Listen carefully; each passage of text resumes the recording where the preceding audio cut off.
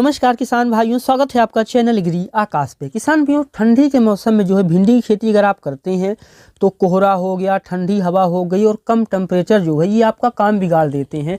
लेकिन अगर ये वीडियो आप पूरा देखते हैं तो इस वीडियो में जो है हम आपको ऐसी जानकारी देने वाले हैं, अगर इस जानकारी को आपने अप्लाई किया तो न सिर्फ आप ठंडी में भिंडी की खेती भी कर पाएंगे बल्कि अन्य किसानों की तुलना में 10-15% ज़्यादा उत्पादन भी ले पाएंगे और ज़्यादा अच्छा पैसा कमा पाएंगे। वीडियो के अंतिम में मैं आपको ठंडी में कैसे तेज़ी से ग्रोथ करें उसके लिए अलग से जुगाड़ बताने वाला हूं, तो इस वीडियो को आप पूरा देखिएगा।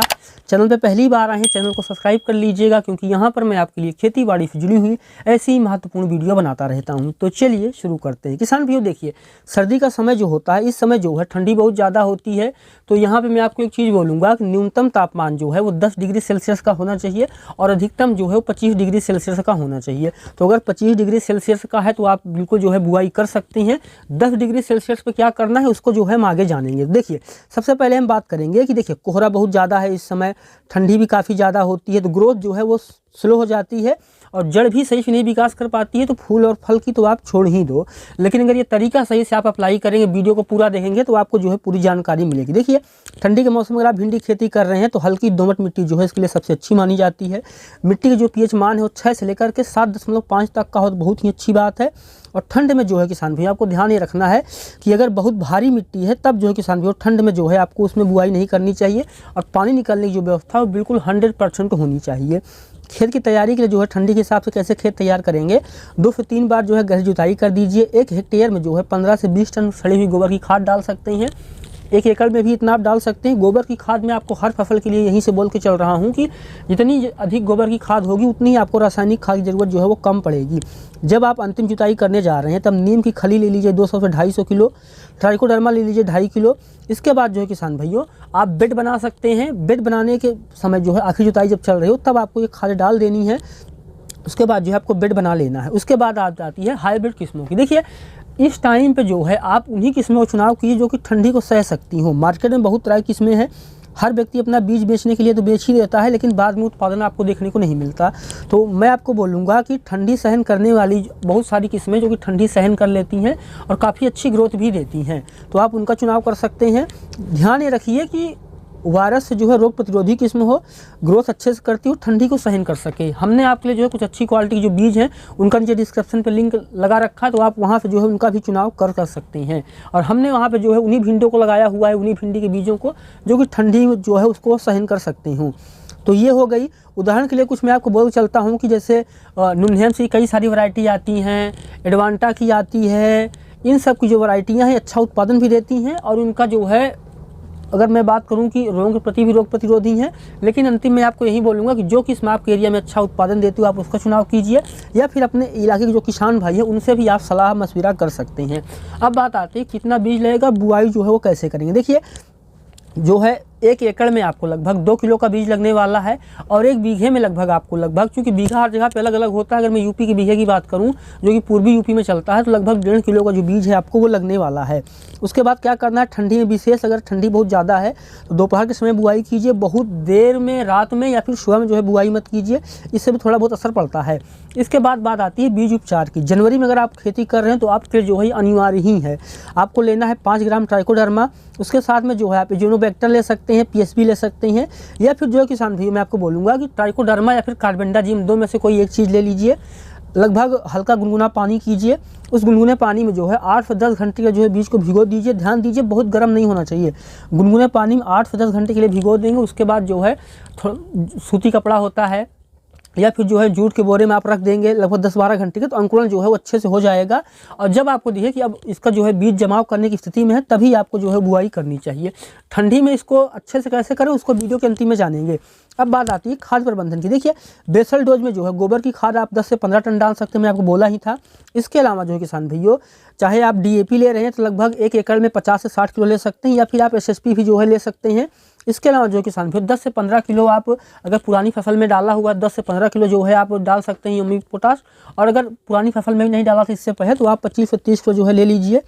इसके अलावा किसान भाइयों इसमें आप 10 से 15 किलो जो है 1 एकड़ में यूरिया ले सकते हैं, इससे जमाव जो है थोड़ा सा जल्दी हो जाएगा। उसके बाद किसान भाइयों अब बात आती है सबसे महत्वपूर्ण कि ठंडी में अगर आपने जो है स्प्रे सही से नहीं किया तब भी आपकी जो फसल है वो ख़राब हो जाएगी और आपको अच्छा उत्पादन जो है वो नहीं देखने को मिलेगा। तो देखिए सबसे पहले मैं बात करूंगा कि कौन सा जो है किसान भाइयों स्प्रे आपको लेना चाहिए और शेड्यूल जो है सबसे महत्वपूर्ण है, तो शेड्यूल जो है कैसा रखें। देखिए सबसे पहली बात करूंगा, जैसे ही 15 से 20 दिन की आपकी फसल हो गई, आपको जो है एमिनो एसिड लेना है, उसके साथ में जो है शिविर लेना है, सगारिका ले सकते हैं, या फिर मार्केट में तमाम तरह की चीज़ें हैं, अपने विवेक के अनुसार आप जो है खरीद सकते हैं, या फिर हमने भी जो है आपके लिए कुछ अच्छी क्वालिटी की जो है चीज़ें नीचे लगा रखे हैं, तो आप डिस्क्रिप्शन से भी जो है वो खरीद सकते हैं। अमीनो एसिड लीजिए, शिविर लीजिए, 15 से 20 दिन की अवस्था पर स्प्रे कीजिए। इसके साथ में आप NPK 19-19-19 भी जो है वो ले सकते हैं। इसके बाद जैसे ही 25 से 30 दिन की अवस्था हो, इस समय आपको यूरिया लेनी है, क्योंकि इस समय काई विकास भी हो रहा था पौधे का, फूल फल भी आने की जो है तैयारी चल रही होती है। तो इस समय जो है आपको जिंक लेना है, उसके साथ में जो है बोरोन लेना है, यूरिया के साथ मिला करके डाल दीजिए। इसके बाद फूल आते समय जो है बायोस्टिमुलेंट्स आपको लेना है। हर से 10 से 12 दिन पर जो है आपको स्प्रे करते रहना है।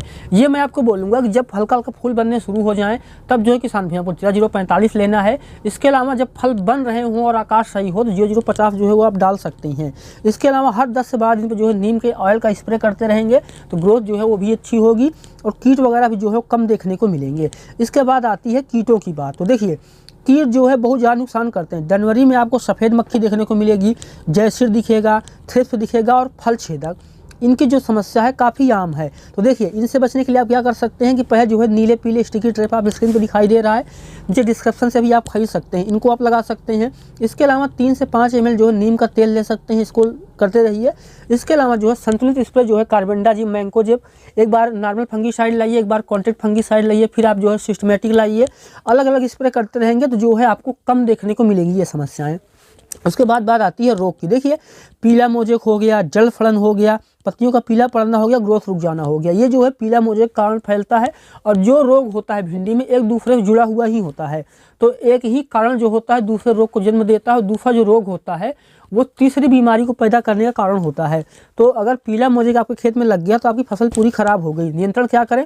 पीला मोजेक लग गया है तो सबसे पहले जो है बीज उपचार करके बोइए, समस्या कम देखने को मिलेगी। संक्रमित पौधा है तो बिल्कुल जो है उखाड़ के तुरंत ही नष्ट कर दीजिए। इसके अलावा जो है खेत में पानी बिल्कुल भी जो है वो रुकने मत दीजिए। ये हो गया। अगर ये समस्या फिर भी है तो घुलनशील सल्फर लेकर के आप जड़ के पास डाल सकते हैं। बहुत कम ही चांस है कि पौधा रिकवर कर जाएगा। बस यही कीजिए कि बचे हुए जो पौधे हैं उनमें जो है चीज़ें ना हो। इसके बाद बात आती है कि ठंडी में ग्रोथ रुक क्यों जाती है। सबसे पहले हम समझेंगे ग्रोथ रुकने का कारण क्या होता है, फिर जो है हम उसको बात करेंगे कि ठंडी में जो ग्रोथ है उसको तेज़ी से कैसे करें। देखिए ठंडी में जो ग्रोथ रुकने का कारण होता है वो जड़ एक्टिव नहीं रहती है, न्यूट्रिएंट कम हो पाते हैं, और जो न्यूट्रिएंट आप दे भी पाते हो मिट्टी सोख नहीं पाती है, और जो हार्मोन एक्टिविटी है वो भी कम हो जाती है, जो मिट्टी है वो भी ठंडी रहती है। तो यही 4-5 कारण जो हैं वो होते हैं कि जिनके कारण जो है किसान भाइयों ठंडी में ग्रोथ रुक जाती है। अब बात आती है कि ठंडी में ग्रोथ रुकने का कारण हमें पता चल गया, अब इसको जो है जो ग्रोथ है इसको हम तेज़ी से कैसे करें और ग्रोथ को कैसे बढ़ाएं। देखिए उसके लिए मैं आपको बोलूँगा कि पहला काम आप बेड बना लीजिए। उसके अलावा क्या है कि हल्का हल्का जो सिंचाई है उसको सुबह के टाइम पे कीजिए, शाम को मत कीजिए। पानी बिल्कुल मत रुकने दीजिए। पोटेशियम और फास्फोरस पर फोकस रखिए। जी हाँ, DAP और पोटास देने में फोकस कीजिए। और जैसे कि मैं आपको पिछली कुछ वीडियोज में से बोलता आ रहा हूँ, ठंडी में कोई सी फसल लगा रहे हैं पोटास ज़्यादा देंगे ठंडी जो है फसल आपकी रिकवर कर ले जाएगी।